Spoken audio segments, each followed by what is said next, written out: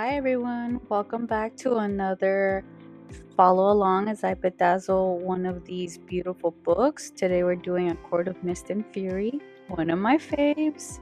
I know a lot of people like this one. And right here I'm just working on the title, starting that out.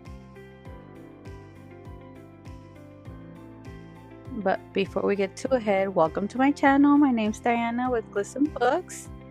Thank you for either coming back or first time. Here I am continuing working on the title. The color is either lemon yellow or citrine. I got lucky. I picked this one right off the bat when I first started doing these, and I never looked back. I think it's such a perfect match. I like to cover as much as possible every little inch of the letter, so I do buy from the tiniest, I think it's like SS3, all the way to, I think the biggest one I have in these is SS16, because some of the letters have that thicker part. Don't worry, I know I skipped over the S for some odd reason, but I do get back to it.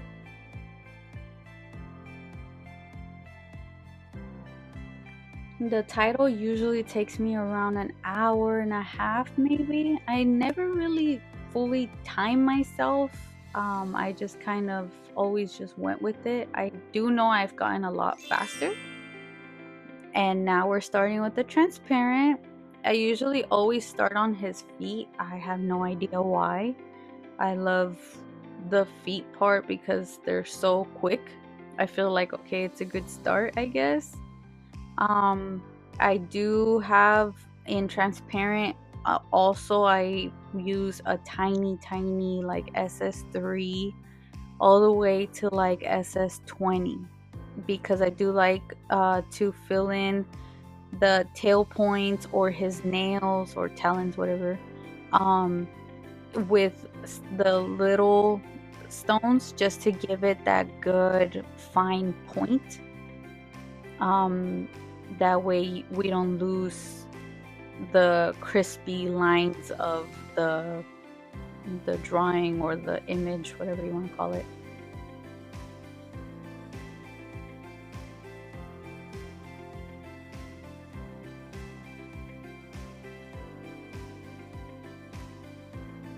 The transparent part maybe takes me around 2 hours. Like I said, I never really time myself, but I do know this part takes me longer, only because I don't know if my eyes are just horrible or it is tricky to keep a tab on the transparent rhinestones. Once you lay them down on the glue, they really do disappear, become transparent, whatever. And it's kind of difficult if you don't keep a sharp eye. It's kind of difficult to understand or see where you last left off, and you don't want to leave any bald spots or anything. You don't want to have to come back and bring out all these different sizes again. Right here I focus really hard on where I'm laying them down, because if you don't lay down the stone over his eye just at the right point, then his eye ends up looking, like horrible. Now my favorite part, we're adding the color. I feel like this is the part where you start getting excited. And then for this book in particular, I really like the idea that I got. When I initially first started, I was using the green rhinestones. They ended up looking too green. The book is not a green per se. It's like between a teal type of green. I don't know. It was a hard color to match. So I got the inspiration from the title, Mist, and I bought, all the way to the right, you see those blue stones. I bought that color and I started making the little mist type of stripes. You don't want to do a very straight edge mist stripe. You kind of want to think of it as a tiger stripe, kind of wavy. So you kind of stagger the stones row by row, and then you finish it off with the greenish color.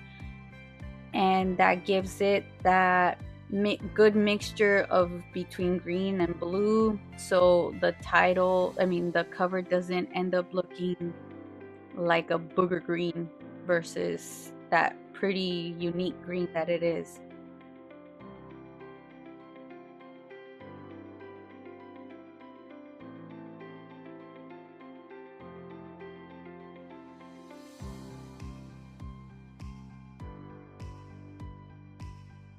Right here is the finishing point. You kind of start working a little bit faster. You get that, that second wind, because you see that it's such a tiny spot. You're almost done. You've been sitting down for 76 hours straight, it feels like, so you're kind of rushing, but you're not. You still want it to look really pretty. You fill in all the little gaps. The color part does take me around maybe 2-3 hours. And here's the final look. I love this book. Thank you everybody for watching. Please don't forget to subscribe and like the video.